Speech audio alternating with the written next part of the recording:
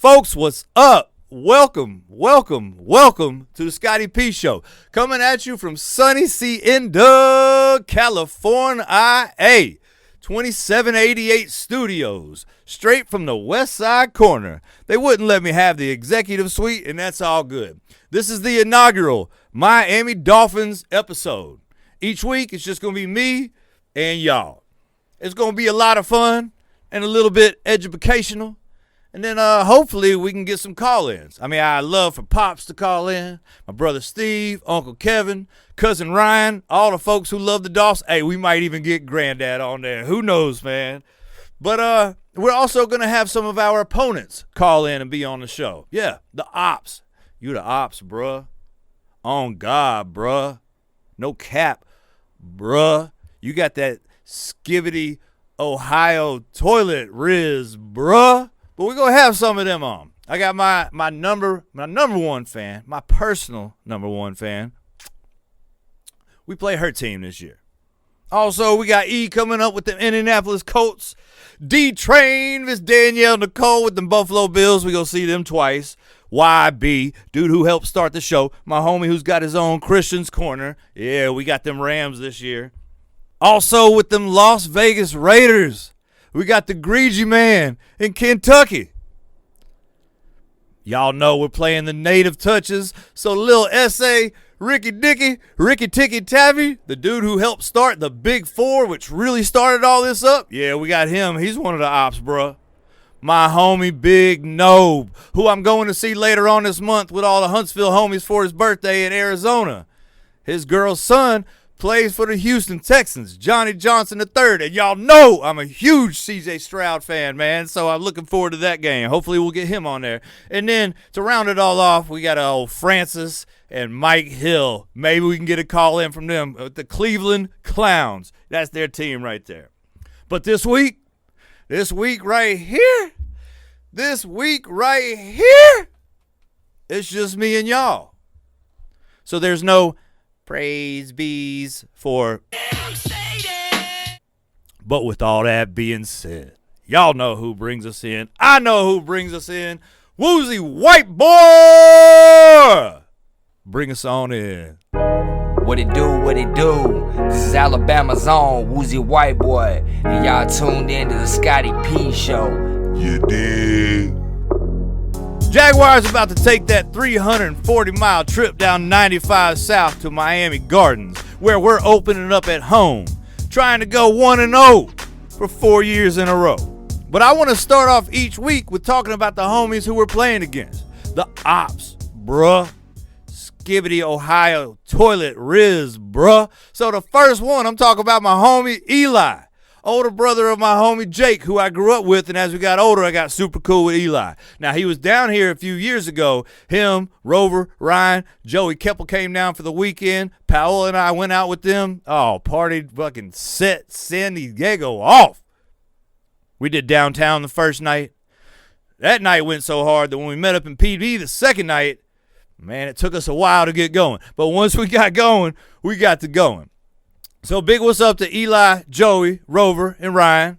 What's up? Second of all, I got my homie Preston from KC. I miss you, dog. Maybe we can get up and watch the game. Throw down some cardboard. Let's break dance if you think you're hardcore. He don't want to pop and lock and show him what the fuck is up. But let's talk some football. Both teams had a disappointing end last year.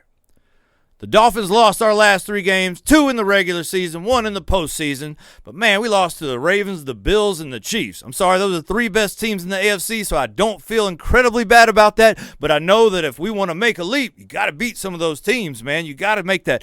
And really what happened to us, we would have had a home game in the playoffs, but we lost to the Tennessee Titans 28-27, like week 14. That was the one that really made us not get a home game, even though the Bills beat us in the last game of the regular season, and that's why we had to travel to Kansas City in that cold-ass game.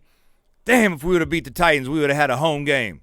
But the Jags lost 5 of their last 6 and missed the playoffs completely. Now, both of these quarterbacks have been signed to an extension. Both quarterbacks got a lot of questions around them. A lot of questions about Tua If he didn't have Tyreek and Jalen Waddle, roll tide, would he be that good?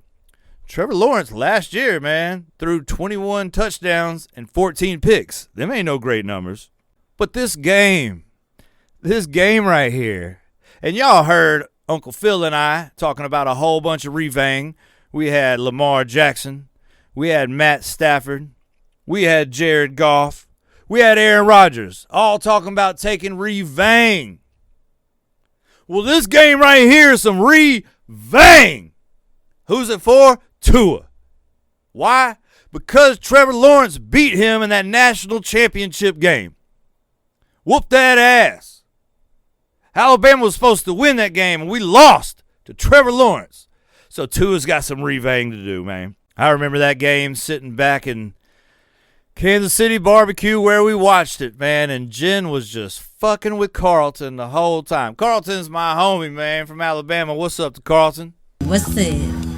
She just kept on saying, sunshine, and she did it the other day. Matter of fact, I even think she was doing that shit today, too, just to talk some shit. Oh, so that's total revang. This will be a game of the pass attack. Tua, who led the league in yards last year, roll tide. Jalen Waddle, roll tide. Tyreek Hill, who was voted the number one player in the NFL by all of his fellow players. And then we put Odell on there. We'll see what he adds to it, but if nothing else, he adds a motherfucking threat. Now them Jags, man, if they can just optimize Calvin Ridley, roll tide, the way they should be doing, their number one pick, Brian Thomas, and then they got Gabe Davis from Buffalo, who was a solid, decent number 2 to Stephon Diggs the past few years up there. Oh, it's gonna be a tough game on the pass attack. Both can have a big running game, though. They got Etienne over there, Clemson boy. Fuck them. He was with them when they won the championship. But we got Mostert, 5 yards per carry, and had 18 touchdowns last year, who led all the running backs in that category. And then we had our rookie, who got hurt, but he's back this year, and you best believe he's about to come bring some hell on y'all motherfuckers. Devon Achane, 8 yards per carry. 800 yards and only played 11 games. Watch out. That boy's going to be balling out on y'all. I guarantee. And then you got to watch out for our defense. Some new players, and then some old players are out. Vic Fangio, our defensive coordinator, is gone. Anthony Weaver's in. Now, that dude was a defensive assistant over there in Baltimore for the past few years, man. So he's coming from a pedigree that knows how to play some motherfucking defense. Bradley Chubb, after tearing his ACL, is still out. But Jalen Phillips is back. They thought he wasn't coming back till halfway through the season. But that dude tore his Achilles, and he's back. Get ready for that shit, man. And then we got that Penn State linebacker, Chop Robinson. Oh, they better get ready. That pass rush is going to be hell. So as much as they think Ridley and them boys going to do something, we're going to be in that backfield all day. They going to help Tua out with that revang. Get Trevor Lawrence the fuck on out of there. We might even hurt him. I ain't wishing that on him. I'm just saying that defense is going to be at him. So how do I see the game going? Well, they got Doug Peterson as the coach. Super Bowl champion coach for them Philadelphia Eagles. I ain't mad at you, Uncle Phil. Big what's up to Uncle Phil. What's up? But there's a discrepancy at their team, and I don't know what the deal is. But last year, he didn't make the calls. Press made the calls. 2022, Doug called the first half, and Press Taylor called the second half, which is incredibly weird. I've never heard of that before.